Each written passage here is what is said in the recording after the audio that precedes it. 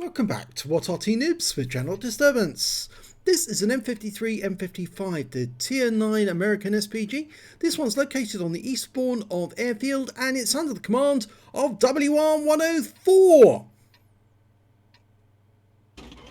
Okay, game started but his gun's dropped, which probably means he hasn't loaded in yet. Well, he has now. Now that's the 8-inch howitzer. I know that because the gun doesn't extend over the front of the vehicle. If it did, that would be the 155mm gun, but this one is 203mm of juicy 8-inch power, damage of 1050 and burst radius of 11.1 meters, and it'll go through 52mm of armor, which is actually quite a lot, but not if you keep driving into rocks, it won't. Well, he's gone right to the corner here and he's now scanning for his first target, and oh, look at this, he's picked up a batch at 12 ton in the pocket. He's loaded, he fires a round in and splashes the batch at for 198. Oh, he set fire to him as well. He actually got a fire.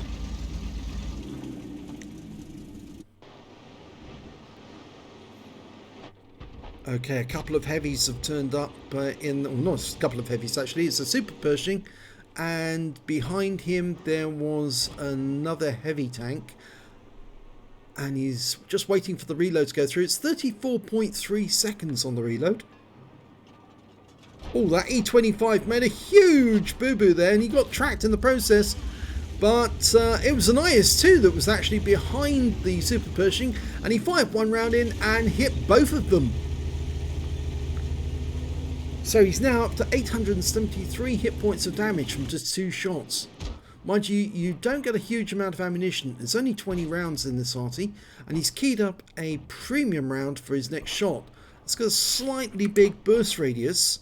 It goes up from the standard 11.1 to 12.2, but it does make a big difference in actual area of damage that it will do, and especially if the tanks are bunched together. Well, he hit the Renegade and he damaged the Super Pershing as well at the same time. So he's now up to 1.3k of damage against the enemy. Now he's loading another premium round. You can see the Renegade, but it looks like the Renegade's got rid of his stun there. And hopefully that Super Pershing... No, the Super Pershing is going to go around the other side with the IS-2.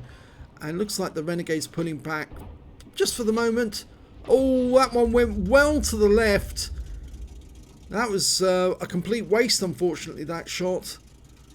And instead he's actually loading a standard round for his next shot.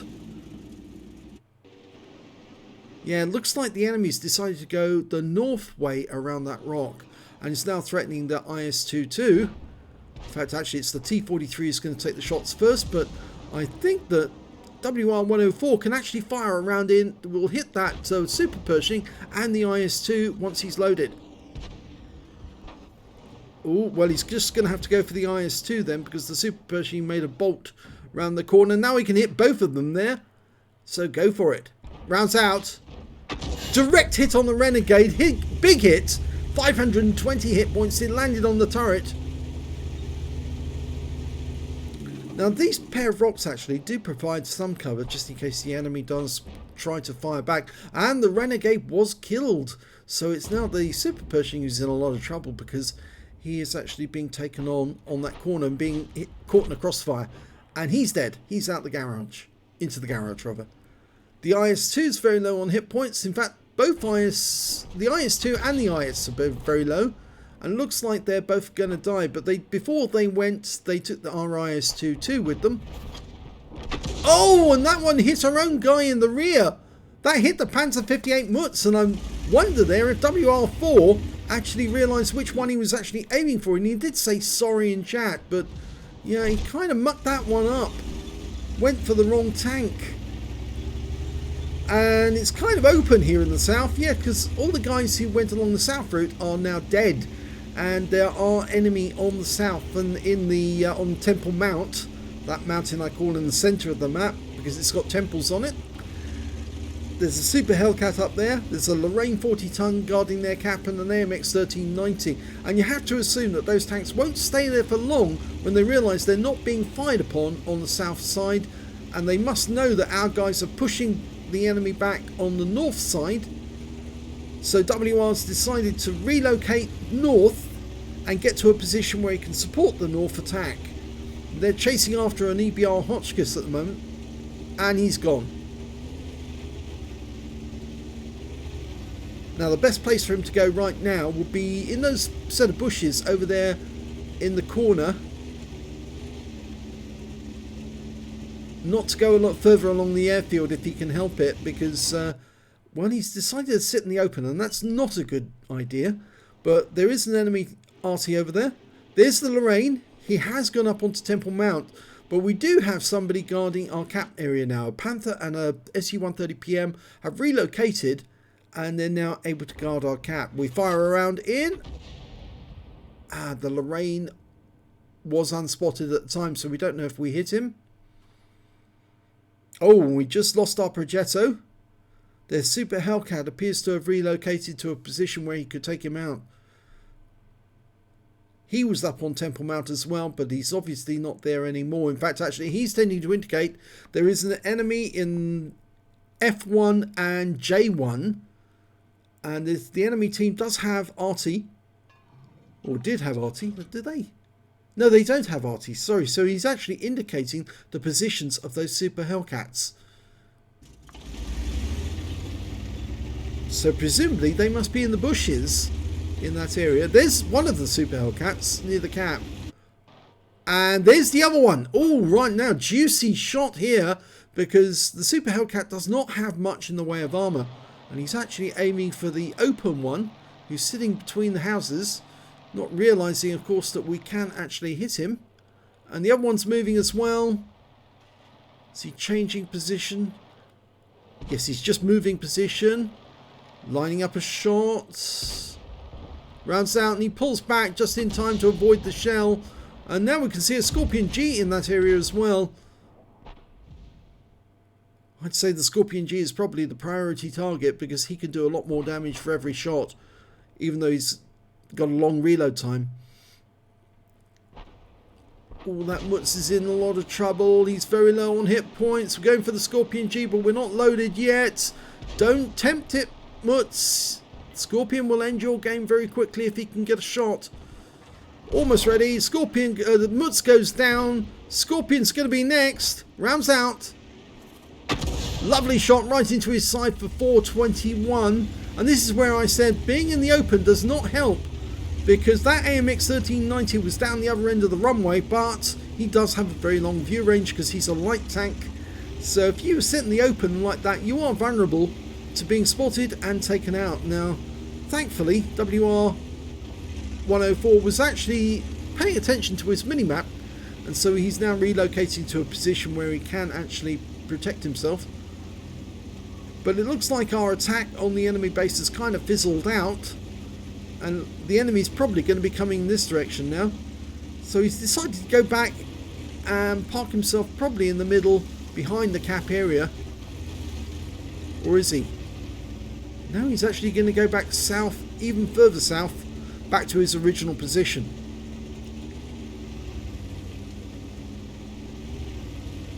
Only problem with this position though is if the enemy does make it to the cap, you can't shoot at the cap from over this side, because you're having to shoot up over the rock and down into the cap area. You're actually much better off being higher up.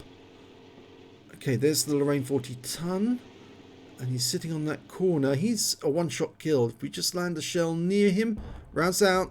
If he stays there, this will be a kill shot. Oh, hits the rock face.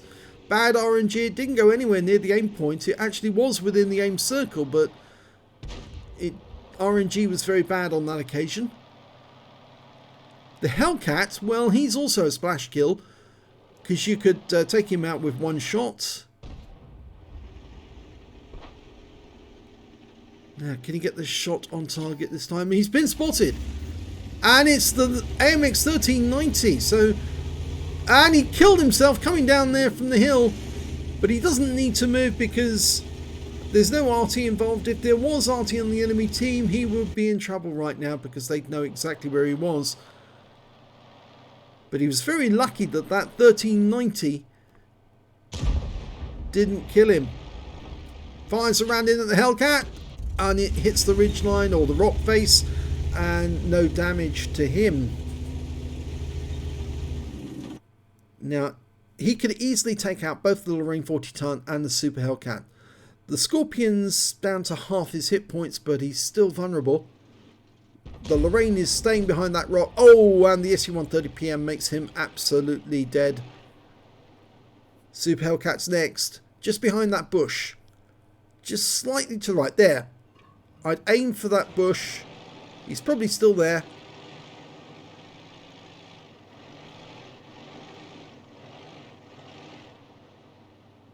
He's waiting for the SU-130PM to spot him. Signaled that he's ready to shoot.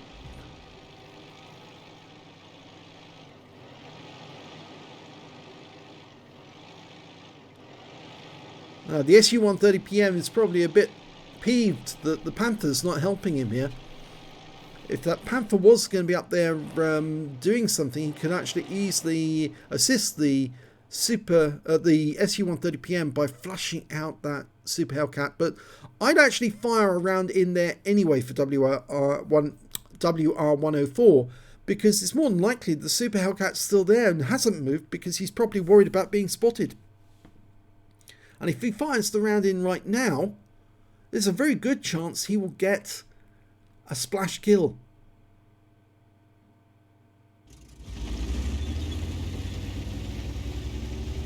He's abandoned that position, which again, I'm not so sure that's a good idea.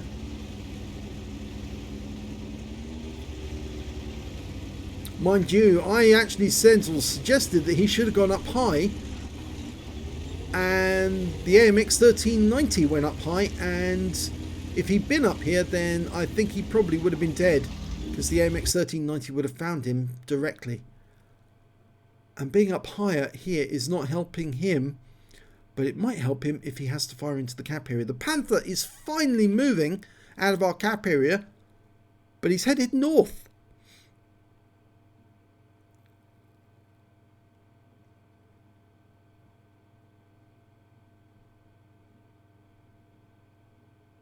We haven't got a whole lot of time left here. It's 2 minutes 40 seconds to the end of the game.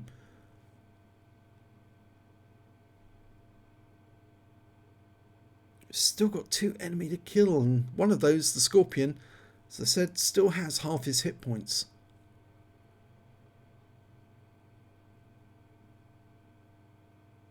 That Panther's not helping at all.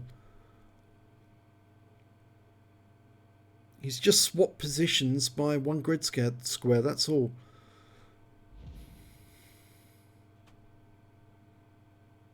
This is the big problem for Arty players. You get somebody who doesn't do anything, and consequently the game gets down to the last seconds of the and there's nobody's done anything, so the Arty has to do something because the other two guys are too much pussies to actually do anything at all. So Arty has to take matters into their own hand and drive into danger to provoke the enemy to come out of their wherever they're hiding. Well, it's too late to cap now to win, and there was the Super Hellcat. He was there, and now he's dead. As I said, if he fired that round in earlier, he would have probably hit the Super Hellcat and provoked him to leave that position, and that would have given the SU-130PM a easy kill. But now we've got to look for the Scorpion. And that needs the Panther and the SU-130PM. Panther's moved up. He's sitting in the pocket, up on the rocks, up high. Again, if the Scorpion's hiding behind the buildings, it's not going to help. 52 seconds to go. They need to go in there and dig him out. It's the only way. And we've just lost the SU-130PM to the Scorpion, so he must be fairly close. Probably behind one of the bushes there. 33 seconds to go. He's indicating where he thinks the Scorpion is. The Panther's moving very, very slowly. 23 seconds, 22. If they don't get an action, there's the Scorpion G. Rounds out. Kill shot. And he wins the game with 15 seconds left on the clock. Oh, dear me. It took the SU-130PM to move to get the Scorpion to act, and that enabled them to work out where he was. So they get the victory. Otherwise, it would have been a draw. And here's the end of battle result. It's a third-class tanker for WR104 in the M53, M55. He got a Bruiser medal for getting at least 5 critical hits. He got 16. And he got a Gore's medal for doing more damage, exceeding 8 times the hit points of his own vehicle in that one. And his win 8 from the game was 4,625, which is Super Unicum standard. So let's have a look at team score. Well, he did get the highest damage in the game. No high caliber though. 3,625 hit points of damage from that game. Next highest scorer was the 50 TP with 2,067, and then the Mutz with 2,066. Progetto managed to get a Confederate with 2,024. So all of these are round about the same sort of level.